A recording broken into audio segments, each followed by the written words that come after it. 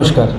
गेले काही दिवस लोटे परशुराम MIDC प्रदूषणाच्या मुद्द्यावर खूप संपूर्ण महाराष्ट्रामध्ये गाजत आहे. वेगवेगळ्या बातम्या येत आहेत आणि त्या अनुषंगाने एक गंभीर बाब समोर आली की नाल्यामधून जे पाणी वाहतं आहे हे पाणी चेंबरमधून ओव्हरफ्लो होते बऱ्याच वेळा. आणि ते का होतं या अनुषंगाने जेव्हा प्रयत्न केले गेले, MIDCने त्या दृष्टीने शोधण्याचा प्रयत्न केला, तेव्हा त्या नाल्यामधनं त्याचा चोक निघत नव्हता.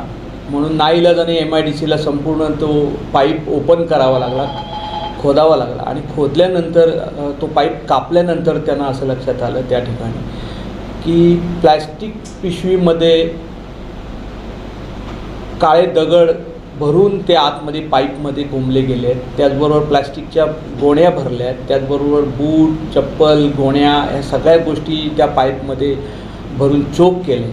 10 फूट खोलीचा चेंबर असणारा, ज्याच्यामध्ये जरी दगड वरून टाकले तरी तो खाली डकमध्ये जाईल, तो डकमध्ये न जाता पाईपमध्ये तो कसा काय भरला. आणि तो पाईपमध्ये भरून अशा पद्धतीनं चेंबर्स चोक करायचे आणि ते चेंबर्स ओव्हरफ्लो झाले की त्यानंतर त्याचे इश्यू बनवायचे. अशा पद्धतीनं गंभीर काम कोणातरी व्यक्तीतर्फे किंवा कोणा लोकांतर्फे होतं आहे असं वाटतं आहे. कोण करतं आहे, कोणाचा काय हेतू आहे याबद्दल आम्हाला काहीच कल्पना नाही. पण ही जी बाब आहे ती अतिशय गंभीर आहे. अशा पद्धतीने जर चोक केले तर त्याचा परिणाम परिसरातील संपूर्ण निसर्ग संपदेवर, पर्यावरणावर आणि उद्योजकांवरही होणार आहे.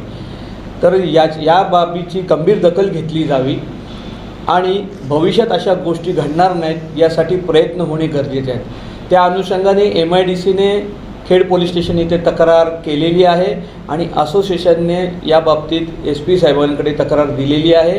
SP साहेबांनी त्या संदर्भात तपास करून व्यवस्थित त्या कोण करते काय करते याचा शोध घेण्याचे निर्देश पोलीस स्टेशनला दिलेले आहेत. तरी अशा पद्धतीनं गंभीर गोष्ट करणाऱ्या लोकांना योग्य ते शासन होणे गरजेचं आहे अशी आमची मागणी आहे.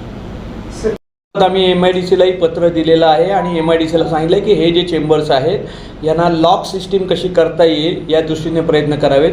त्याचबरोबर हे चेंबर जर CCTVच्या अंडर आणता आले तर तेही बघावे, कारण एकूण 65 चेंबर आहेत आणि 65 चेंबर CCTV अंडर आणायला खर्च मोठा आहे. पण त्या अनुषंगाने त्यांनी प्रयत्न करावेत MIDCने अशी आमची मागणी आहे.